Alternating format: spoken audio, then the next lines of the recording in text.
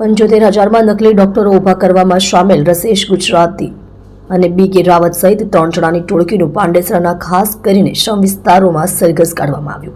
ડોક્ટરોને bogus degree પધરાવી નકલી ડોક્ટરો પણ ફરિયાદી બનવા આવ્યા. પોલીસને કહ્યું, રસેશ ગુજરાતીએ પૈસા લઈ નકલી ડિગ્રી પધરાવી.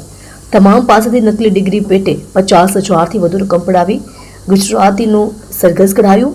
એકે તો કહ્યું કે મને 1999માં નકલી ડિગ્રી આપી હતી. નાણાકીય વ્યવહારોની પોલીસે તપાસ શરૂ કરી. 75,000માં નકલી ડોક્ટરો ઊભા કરવામાં સામેલ રસેશ ગુજરાતી અને બી.કે. રાવત સહિત 3 જણાની ટોળકીનું પાંડેસરાના ખાસ કરીને શ્રમ વિસ્તારો જ્યાં નકલી ડોક્ટરો દવાખાનું ચલાવતા હતા તે વિસ્તારોમાં સરઘસ કાઢવામાં આવ્યું હતું. આ ટોળકીએ વધુ 4 નકલી ડોક્ટરોને બોગસ ડિગ્રી પધરાવી લાખોની રકમ પડાવી હોવાની વાત સામે આવી છે, જેથી આગામી દિવસમાં આ ત્રિપુટી ટોળકી સામે વધુ ગુનાઓ દાખલ થાય તેવી શક્યતા છે. પાંડેસરા પોલીસે બોગસ ડિગ્રી આપનાર 3 સૂત્રધારો અને 11 બોગસ તબીબ સહિત 14 જણાની ધરપકડ કરી છે. સાથે દવાઓ, બોગસ સર્ટિફિકેટો સહિત ₹55,210નો મુદ્દામાલ કબજે કર્યો છે. બોગસ ડોક્ટરનું રેકેટ 1 કરોડના એમડી ડ્રગ્સમાં પકડાયેલા નકલી તબીબને કારણે સામે આવ્યું હતું.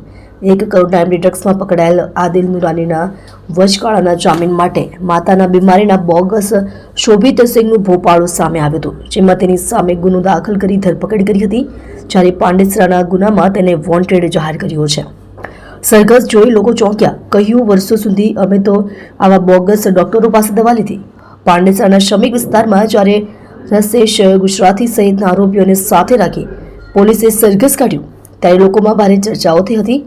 એક વ્યક્તિએ કહ્યું કે અમે તો વર્ષો સુધી આવા તબીબો પાસે દવા લીધી છે, તેને જ ખબર છે કે અમને શું ખવડાવી દીધું.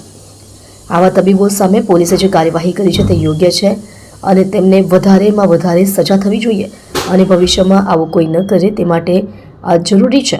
પોલીસે પકડાયેલા રસેશ ગુજરાતીનું પાંડેસરાના શ્રમિક વિસ્તારમાં સરઘસ કાઢ્યું હતું.